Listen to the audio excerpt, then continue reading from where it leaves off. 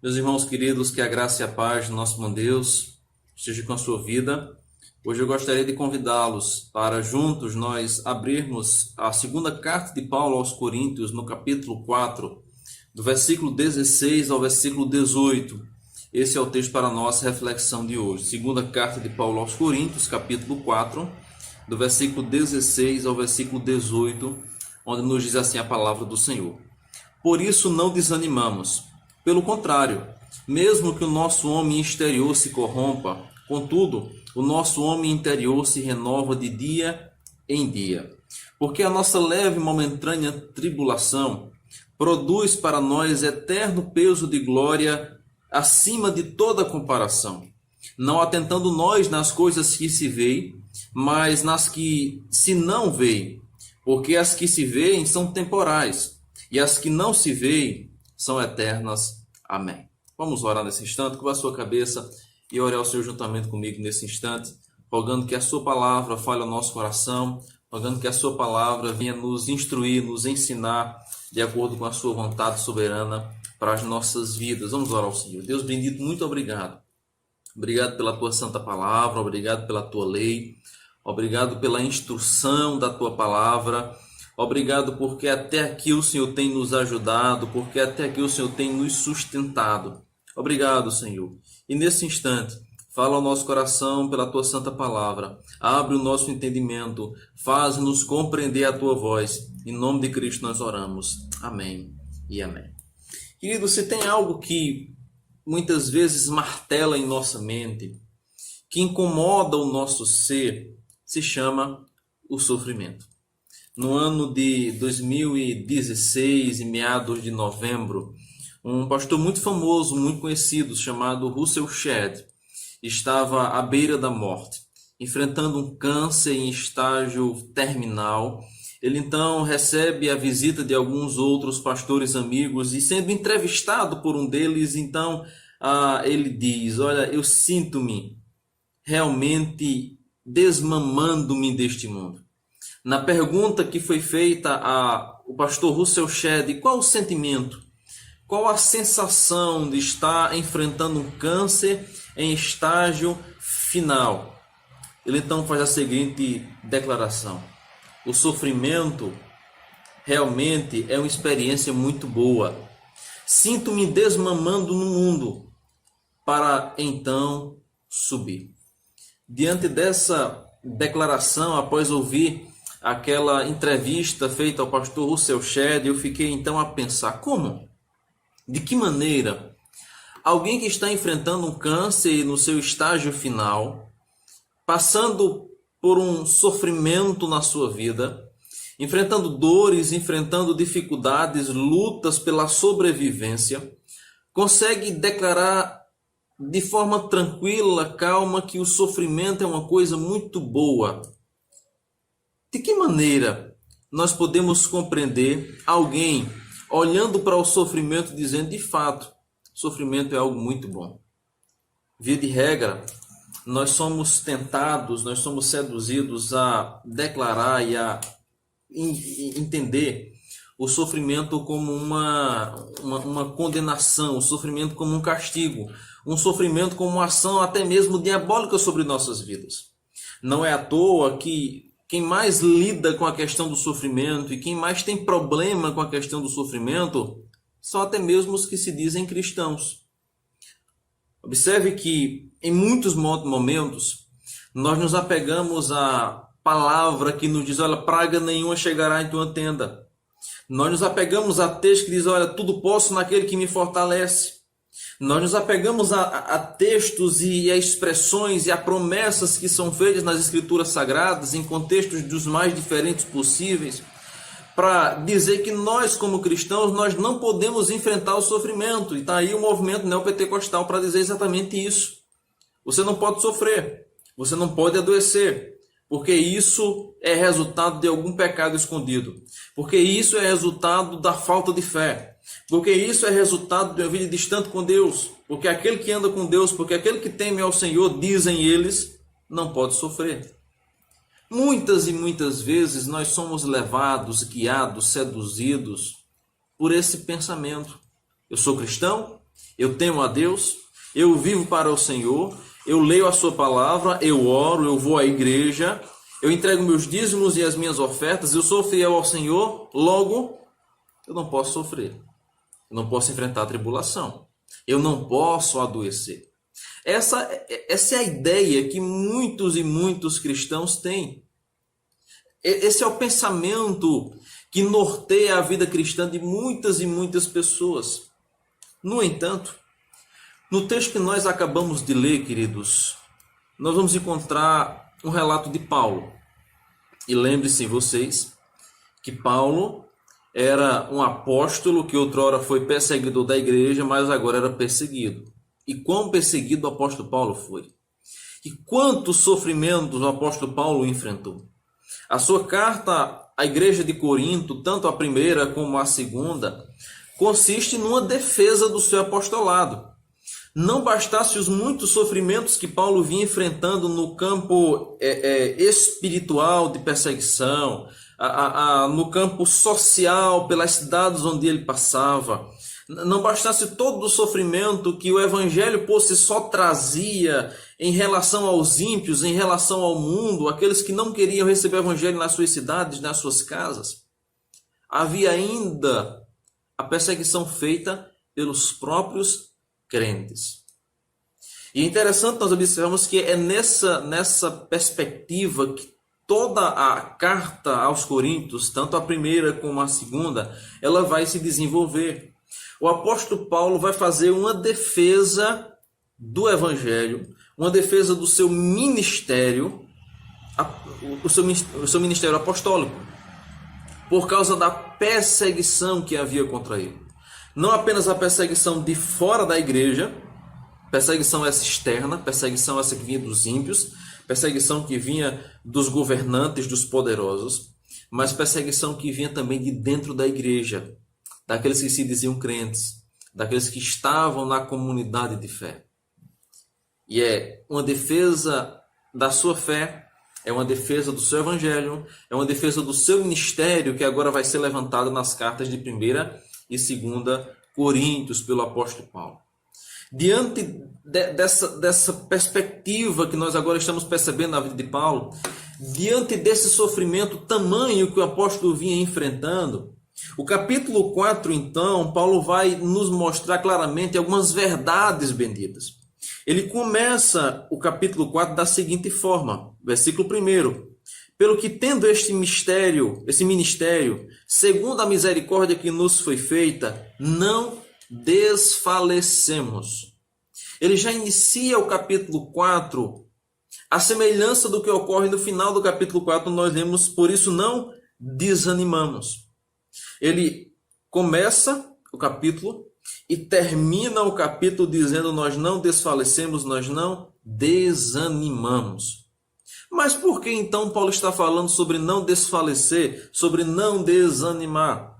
Ele vai observar então no capítulo 4, nas partes iniciais, que havia um evangelho glorioso, o evangelho de Cristo, o evangelho que para muitos ainda estava encoberto, mas que para aqueles que temem ao Senhor já fora revelado. No versículo número 3, nós vamos perceber isso.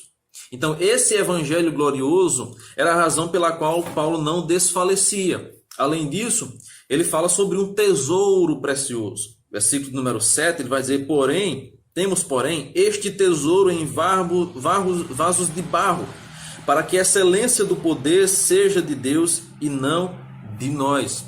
Ele fala de um evangelho, ele fala de um tesouro valioso que é este evangelho que estava guardado dentro de vasos de barro, que era o pregador, que era o mensageiro.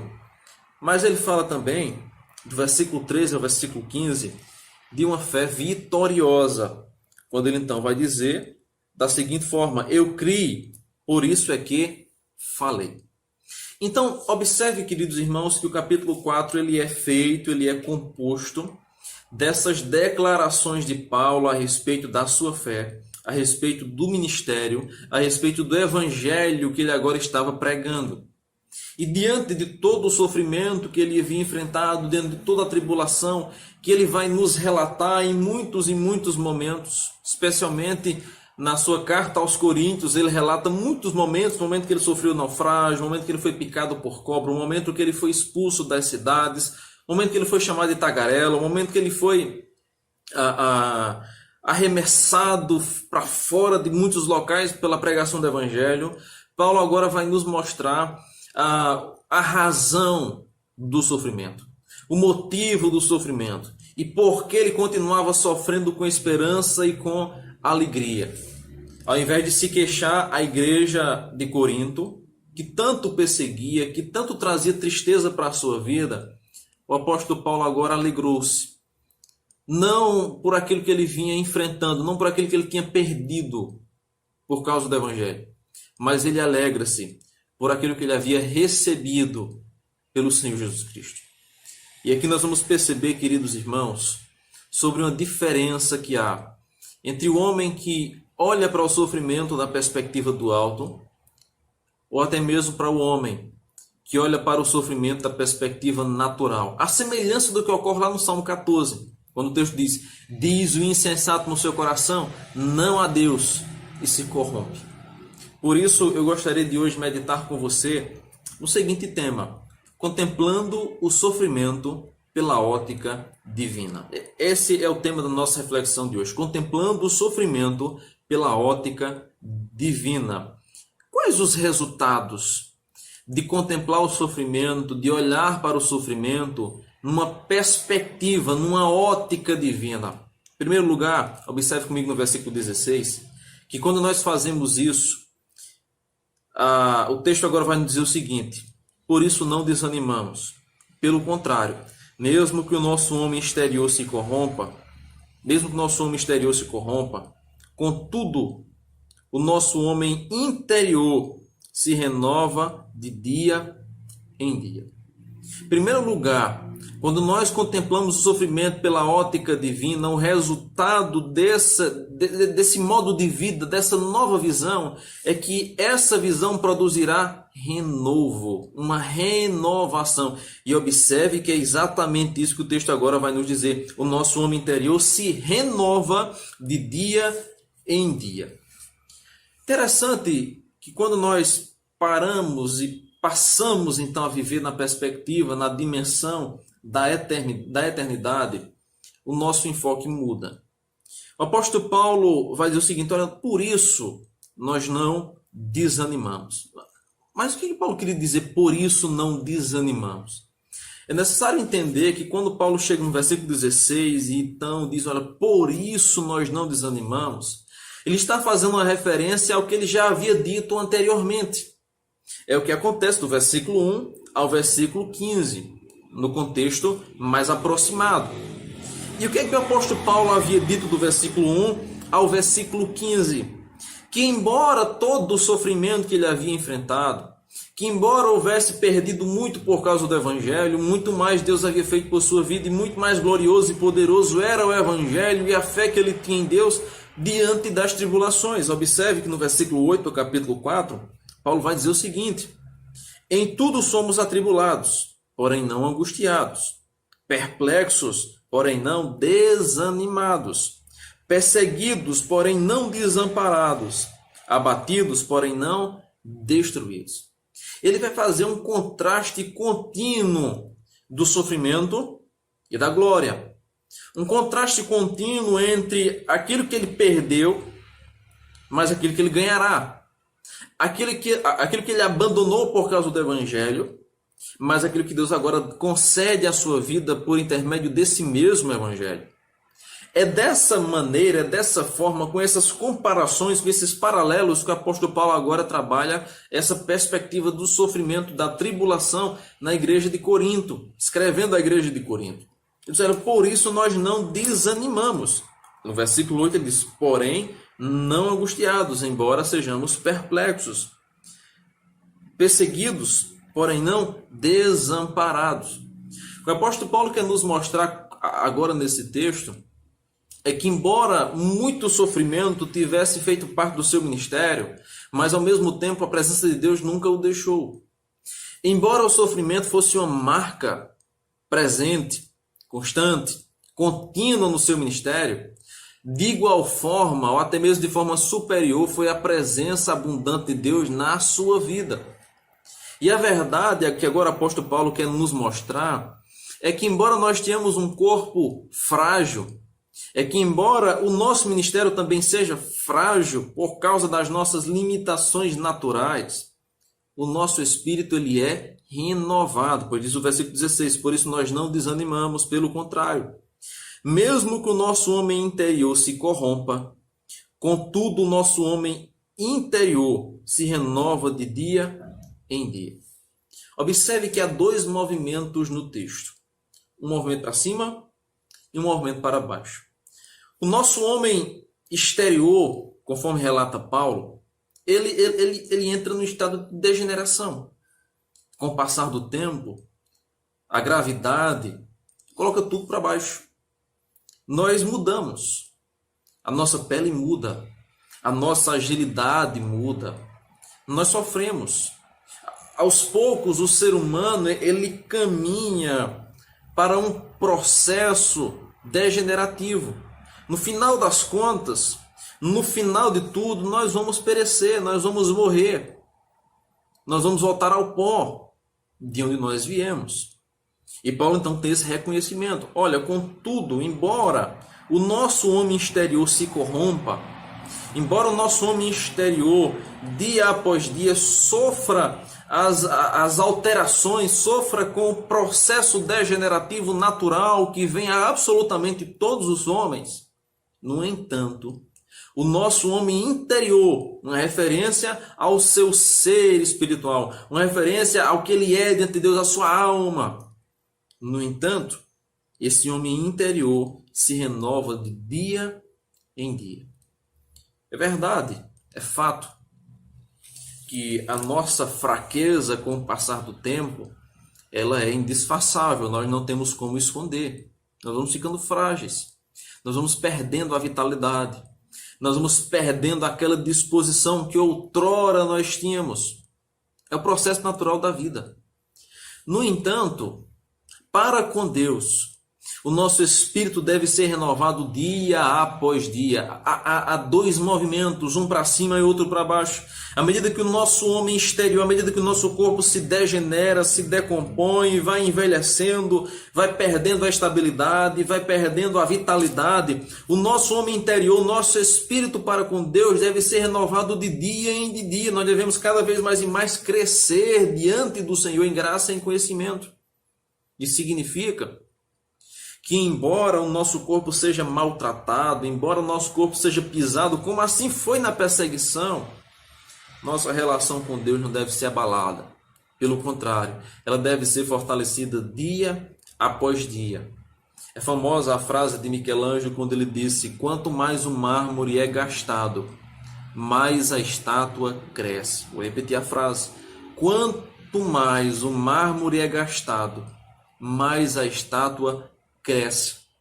Da mesma forma, nós percebemos a ação de Deus na vida do seu povo, como um carpinteiro, que nas muitas lapidadas que dá em nosso corpo, e que embora doloridas, e que embora tragam sofrimento e dor, cada lapidada do carpinteiro em nossa vida produz em nós um homem, uma mulher, a semelhança de Cristo. Sede meus imitadores, disse o Senhor.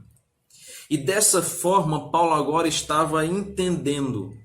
E dessa forma agora Paulo estava compreendendo o seu ministério, o seu sofrimento, toda a sua tribulação. Cristo está moldando a minha vida. Cristo está fazendo com que dia após dia, embora esse corpo exterior seja corrompido, o meu homem interior se renove, seja revitalizado pelo Senhor.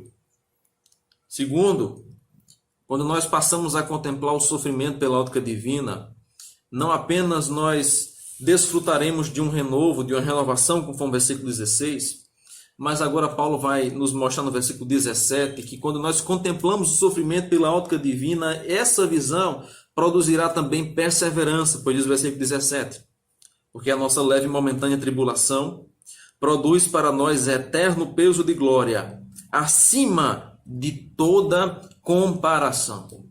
Observe que Paulo agora utiliza um termo bem curioso, leve e peso. Mais uma vez ele utiliza do paralelo, do contraste.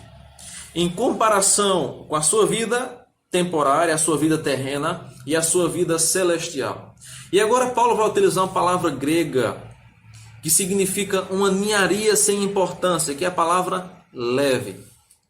É isso que Paulo quer dizer quando diz o seguinte, olha, a nossa leve e momentânea tribulação. Mas a pergunta que eu faço é a seguinte, será que a perseguição, que a tribulação que o apóstolo Paulo enfrentou foi leve? De forma alguma.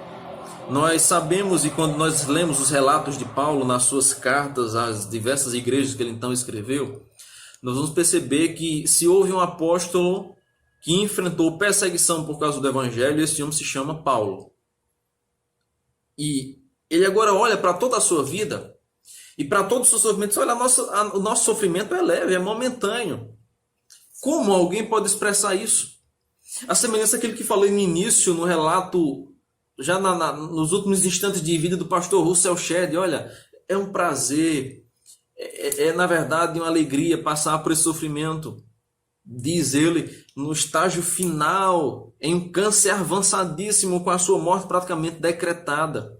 Como pode alguém olhar para um contexto desse e dizer o seguinte, é um privilégio, é uma alegria, é uma oportunidade que Deus me concede? Como nós podemos imaginar, como nós podemos olhar para o sofrimento dessa perspectiva? É exatamente isso que Paulo faz. Observe que ele então faz uma comparação. A nossa leve e momentânea tribulação, ela produzirá um eterno peso de glória. Se por um lado Paulo olha para a tribulação e diz, olha, é uma ninharia sem importância, porque esse é o significado da palavra, uma ninharia sem importância. Você conhece, já viu algum momento da sua vida um ninho de passarinho? Ele pega os vasculhos, ele pega os restos de pano que ele consegue encontrar, ele pega as penas velhas que caem pelo chão, os galhos secos que estão ali sobre a terra, e vai juntando tudo aquilo dali e faz um ninho para que acolha os seus filhotes. Aquele ninho dá um trabalho de ser construído para aquele pássaro. Mas após a eclosão dos ovos e após o crescimento das aves, dos filhotes, aquele ninho se torna sem nenhuma importância. É palha, é pena, não tem valor nenhum. Se você pega na sua mão é muito leve. E Paulo olha para o seu sofrimento e faz uma comparação. Olha, a nossa leve e momentânea tribulação. Ele diz, olha, tudo isso que eu estou passando é como essa ninharia sem importância, não tem peso nenhum, não vale nada. Não é nada diante da glória que está por vir. Observe que Paulo sempre faz essa comparação. Olha, em termos comparativos, embora esteja sofrendo, embora esteja doendo, embora seja doloroso passar por um evangelho, aliás, ter um ministério desse, mas se eu paro um pouco e olho para a glória que está por vir, isso não vale nada. Não tem como comparar. Veja que é exatamente isso que ele faz. Se por um lado ele chama o sofrimento de leve, de momentânea, por outro lado ele chama a glória de eterno peso de glória, acima de toda comparação. E isso é resultado de quê? O que vai dizer o texto? Produz para nós eterno peso de glória. Isso é resultado da sua visão divina do sofrimento. Paulo enxerga o sofrimento não pelos olhos naturais. Paulo enxerga o sofrimento não pelos olhos carnais, corrompidos, manchados, maculados pelo pecado, mas ele olha para o sofrimento na perspectiva do alto. E na perspectiva do alto não tem como comparar. É exatamente isso que Paulo agora vai nos mostrar. Se por um lado nós temos o hedonismo que busca uma vida sem dor, mas que é uma fantasia, por outro lado, nós temos o cristianismo, que nos mostra um caminho de sofrimento, de dor, mas com um final cheio de glória. O nosso presente é doloroso, mas a promessa é que o nosso futuro será glorioso. Por isso, nós devemos ser perseverantes. O texto agora vai nos dizer isso. Produz eterno peso de glória acima de toda comparação. Contemplar o sofrimento pela ótica divina não apenas produzirá renovo em nossa vida, mas produzirá também perseverança em nossa vida. Esse sofrimento, quando compreendido que é leve, que é momentâneo, que é passageiro, vai nos fazer perseverar. Vai nos fazer entender que algo muito maior nos aguarda, nos espera, por isso nós perseveramos, aguardando ansiosamente o cumprimento, o fechamento de toda essa promessa. A verdade, queridos, é que aquilo que nós seremos na glória diante do Senhor deve encher de esperança aquilo que nós somos ainda hoje. Aquilo que nós esperamos no futuro, na vinda de Cristo, na glória eterna, no novo céu, na nova terra, deve mexer, deve motivar, deve nos impactar aqui nesse mundo. É aquilo que preguei esses dias. Se você não ouviu, você pode buscar aí no canal da igreja e você vai encontrar uma visão do céu que muda a nossa visão da terra. É exatamente dessa forma que o apóstolo Paulo agora entende. A sua perspectiva do alto muda completamente a sua perspectiva de baixo, a sua perspectiva do mundo, a sua perspectiva da terra. Contemplar o sofrimento pela ótica divina produzirá renovo, produzirá perseverança, mas em terceiro e último lugar produzirá também esperança. Versículo número 18. Leia comigo o texto. Não atentando nós nas coisas que se veem, mas nas que não se veem. Porque as que se veem são temporais, e as que se não veem são eternas. Observe que agora uma terceira comparação é feita. Primeira comparação que o apóstolo Paulo utiliza é do homem exterior para com o homem interior. Segunda comparação que ele utiliza é sobre o peso, a medida das duas coisas. A tribulação, ela é leve, mas a glória, ela é pesada. E ele utiliza aqui a expressão kavod, no texto original. Peso, glória. Mas a terceira e última comparação que o apóstolo Paulo agora nos faz no texto é sobre aquilo que vê e aquilo que não vê.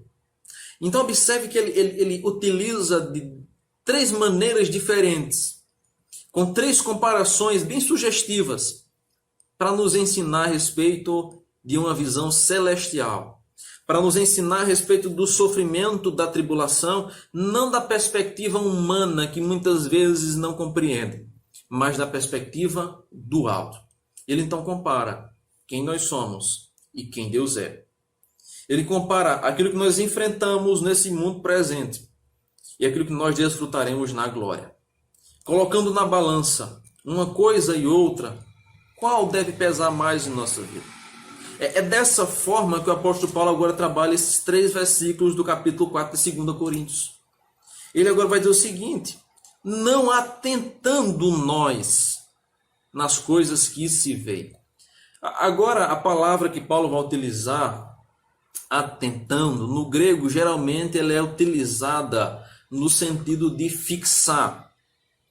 Olha, não fixe, não mire o seu olhar naquilo.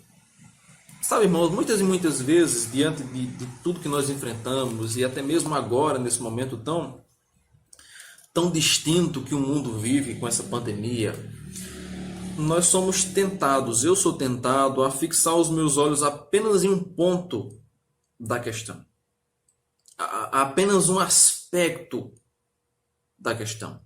Nós muitas vezes somos tentados a fazer isso, nós somos tentados a tomarmos partido, por assim dizer.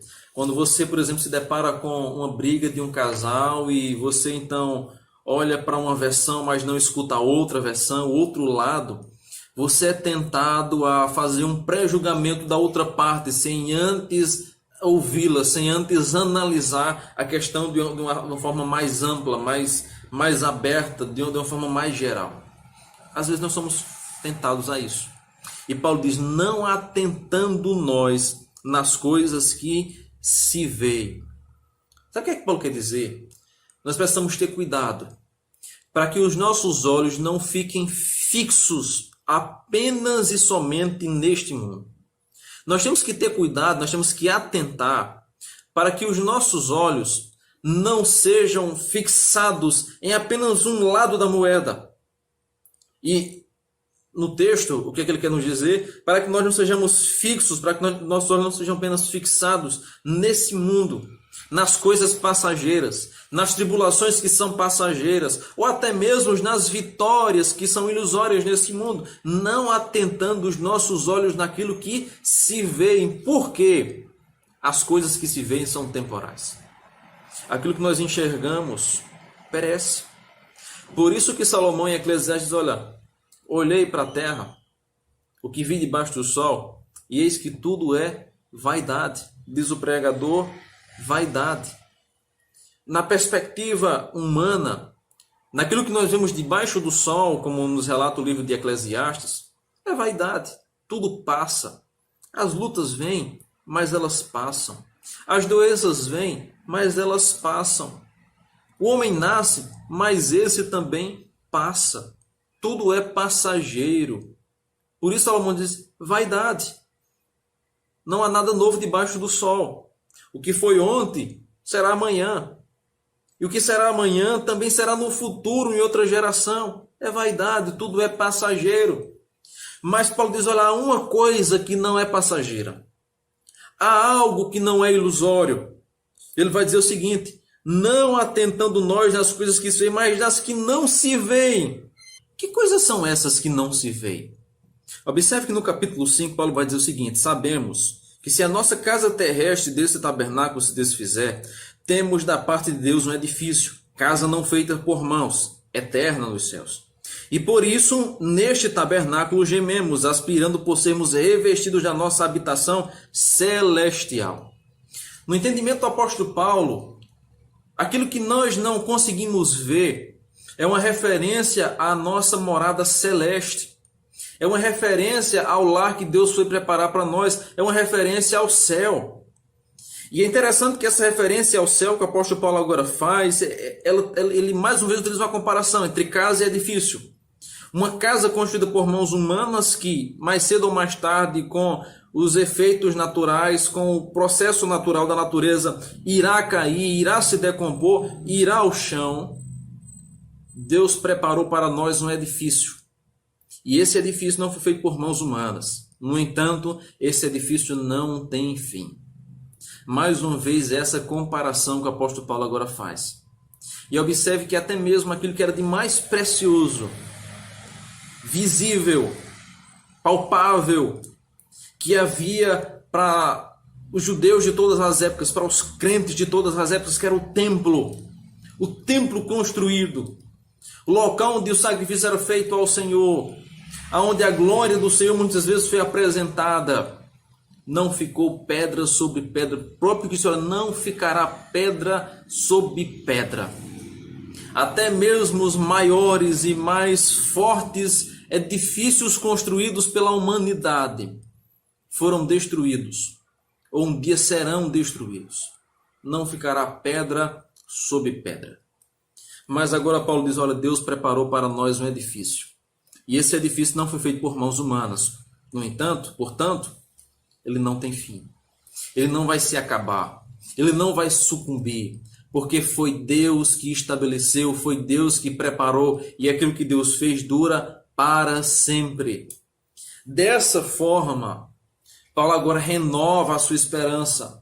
É dessa forma que agora Paulo tira os olhos daquilo que é visível e fixa naquilo que é invisível, a semelhança do que fizeram os heróis da fé lá em Hebreus capítulo 11. Eles foram vitoriosos não por aquilo que eles fizeram, mas pela fé. E observe que Hebreus capítulo 11 faz uma introdução a cada um personagem da história da seguinte forma: pela fé. E a fé, como nos é relatada no capítulo 11 em Hebreus, é exatamente a crença naquilo que não se vê. Nós não enxergamos, nós não apalpamos, nós não tocamos, nós não visualizamos, mas nós cremos. E a fé é exatamente isso, a crença no invisível. Por isso Paulo vai dizer, olha, não atentando nós nas coisas que se veem, mas nas coisas que não se veem, porque estas são eternas. O próprio Cristo fez essa recomendação, olha, não ajuntem tesouros aqui nesse mundo, aonde a traça corrói, aonde o ladrão rouba, mas ajuntai tesouros no céu, na nossa pátria celestial, porque lá a traça não corrói, porque lá o ladrão não entra para roubar. Lá o nosso tesouro está garantido, está seguro, durará para todo sempre. Dessa maneira, o apóstolo Paulo agora contempla o sofrimento que ele havia enfrentado, que ele estava enfrentando, da perspectiva e da ótica divina. Não pelos olhos humanos, mas pelos olhos da fé. E ao contemplar o sofrimento pela ótica divina, o apóstolo Paulo entendeu alguns resultados dessa visão. Primeiro, contemplar o sofrimento pela ótica divina produzirá em nós um renovo, diz Paulo, de dia em dia.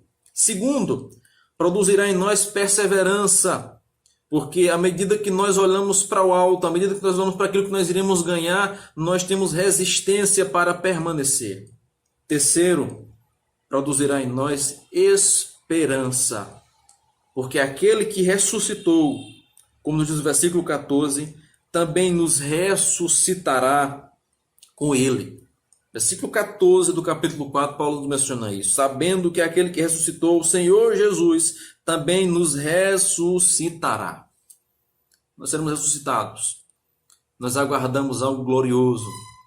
Por isso, quando nós enfrentamos os sofrimentos, mas nós olhamos para ele da perspectiva divina, do alto, toda a nossa vida muda. Toda a nossa reação é mudada, é transformada. Por isso, queridos, eu concluo fazendo algumas aplicações para a nossa vida. E a primeira aplicação e ponto que eu gostaria de levantar para a nossa reflexão é que é necessário nós pararmos de cultivarmos essa falsa ilusão de que nós não vamos sofrer. Se diz, eu tenho visto muito isso. Certamente você também tem acompanhado nas redes sociais, no WhatsApp, no Facebook, no YouTube, em tantos outros mais canais de mídia que nós temos acesso. Pessoas utilizando, como por exemplo o Salmo 91, olha, praga nenhuma chegará em tua tenda, como se fosse uma promessa contra o sofrimento na vida do crente. Não é isso que o texto diz. Não é nesse contexto que o Salmo se aplica. Embora permaneça viva a promessa de Deus, embora Deus seja o nosso protetor, embora Deus seja o nosso provedor, embora Deus nos guarde, mas isso não significa que nós não vamos sofrer. Isso não significa que as pragas não vão chegar. Isso não significa que nós não vamos ser atingidos até mesmo pelo Covid-19. Deus nos livre, Deus nos guarde, Deus nos protege de sermos acometidos por esse mal. Mas quem disse a você, quem foi que fez a falsa promessa a você que crente não pega? Isso é ilusório. Por isso que quando nós olhamos para esse texto, para a vida de Paulo e para aquilo que ele está ensinando agora à igreja de Corinto, nós precisamos parar de cultivar essa falsa ilusão de que crente não sofre, de que crente não enfrenta perigo, de que crente não adoece, de que crente não pega doença contagiosa. Isso é mentira. Pare de seguir a religião da mulher de Jó. Se lembra da mulher de Jó?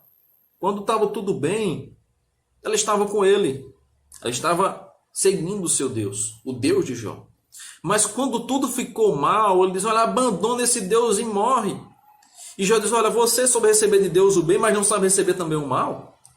Você recebeu o bem de Deus com prazer, mas agora o mal não quer aceitar? Que religião é essa? Que fé é essa? Que Deus é esse? Muitas e muitas vezes nós queremos uma religião como a religião da mulher de Jó. Nós queremos um Deus que só nos dê coisas boas. Nós queremos uma vida que seja uma vida tranquila. Nós queremos condições boas nesse mundo. Nós só queremos aceitar de Deus aquilo que é de bom. Mas quando a doença chega, quando o mal chega, quando os problemas chegam, nós não aceitamos. E aí vem os falsos profetas. Eu decreto, esse mal não chega em minha casa. Ilusório.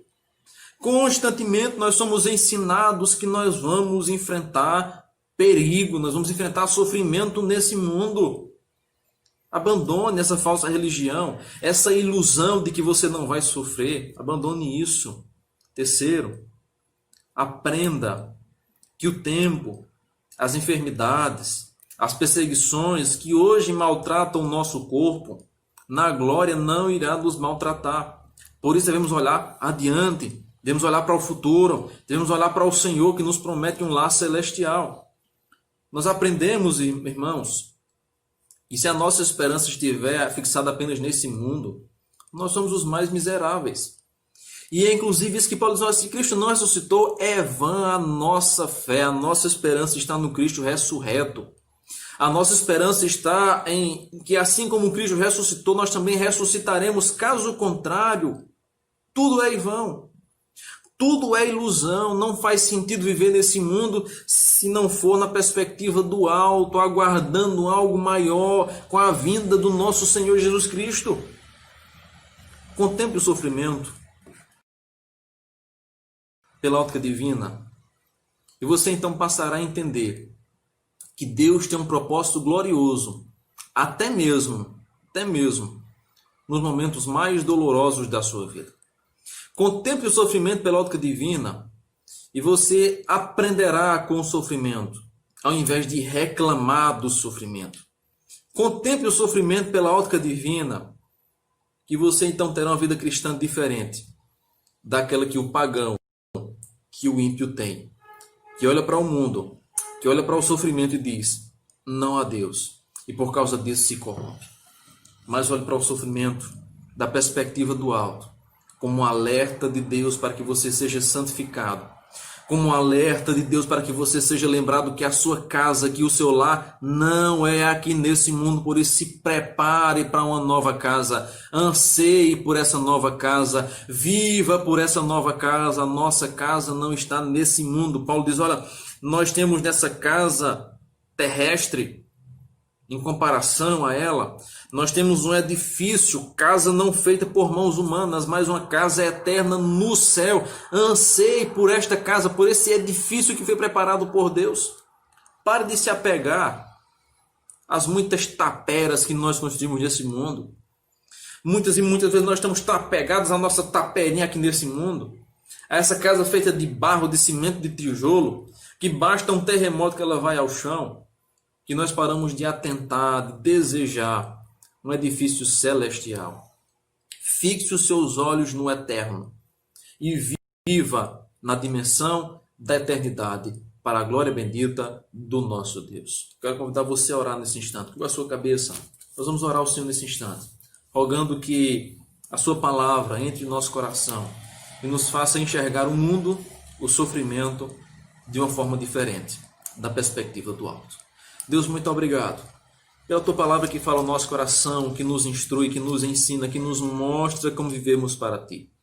Que nesse momento tão difícil que nós estamos enfrentando, nós possamos olhar para ele da perspectiva do alto, que nós possamos olhar para ele com os olhos da fé, que nós possamos olhar para tudo aquilo que nós estamos perdendo aqui nesse mundo como um privilégio de contemplarmos, como um privilégio de perseverarmos e de esperarmos a glória maior que nos aguarda no céu. Embora os nossos tesouros, embora a nossa riqueza nesse mundo seja passageira, nós temos a garantia de que no céu nós temos um tesouro guardado. Traça não vai corroer, ladrão não vai roubar, porque o sol da justiça que já raiou irá guardá-lo e protegê-lo para nós, garantindo assim a vitória para todo e todo sempre. Eu oro ao Senhor nesse instante, para aqueles que sofrem, para aqueles que enfrentam perigos, para aqueles que estão no leito de uma UTI nesse instante. Deus tem misericórdia.